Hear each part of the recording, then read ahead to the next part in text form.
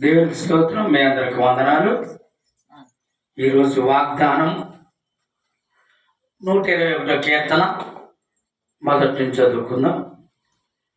కొండల తట్టు నా కనులు ఎత్తుచుండగా నాకు సహాయం ఎక్కడి నుండి వచ్చును? యెహోవా వల్లే నాకు సహాయం కలుగును. దేవుడు ఈరోజు వాగ్దానంతో మాట్లాడతాను. కొండల తట్టు కళ్ళు ఎత్తుచుండగా నాకు సహాయం ఎక్కడి నుందంటే దేవుడు వల్లే సహాయము. అందరూ మనుషుల్ని, చుట్టాలని, బంధువుల్ని, కొడుకుల్ని, కోడల్ని, ప్రతి వారిని ఆధారం చేసుకొని ఈరే నన్ను ముసలితనంలో అన్నం పెడతారు, ఆహారం ఇస్తారు, సహాయం చేస్తారంటారు.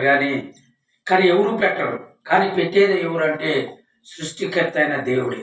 అలనాడు ఏదేను తోటలో మనకంటే ముందుగా జంతువుల్ని, పక్షుల్ని, కూరగాయల్ని, ఆకుకూరలు ఇచ్చి భుజించమన్న దేవుడు మనకి ఆహారం లేనప్పుడు దేవుడికి ప్రార్థన చేయాలి. అయ్యా నువ్వే దేవుడివి, నువ్వు తప్ప మాకు లేరయ్యా, మనుషుల సహాయం వ్యర్థము, రాజులు నమ్మటం వ్యర్థం, యెహోవాను ఆశ్రయించటం మేరనే కీర్తన 118 విధంగా అయ్యా నువ్వే సహాయము, మమ్మల్ని దీవించండి, మాకు ఆహారం పెట్టండి, మాకు వస్త్రం ఇచ్చి మమ్మల్ని దీవించమని మనం ప్రార్థన చేయాలి. అడగండి అమ్మాయినా అన్నం పెట్టదు. కాబట్టి దేవుడు ప్రార్థన చేయండి, ఆస్వాదించబడండి.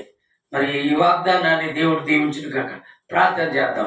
స్తోత్రం నాయన, పరిశుద్ధుడా, పరలోక తండ్రి, ఇదిగో నాయన 120 కీర్తన విధంగా అయ్యా నీ వైపు చూసి మేము ప్రార్థన చేయాలి. అయ్యా వీడియో చూస్తున్న ప్రతి బిడ్డలను దీవించండి, ప్రతి బిడ్డలను ఆస్వాదించండి, వారి సమస్యలను చిడిపించండి, మమ్మల్ని కూడా దీవించమని రెక్కల చేత భద్రపరచమని యేసు నామములో ప్రార్థిస్తున్నాము తండ్రి. Praise Lord. దేవుడు మీ అందరినీ దీవించును కాక. Praise lord.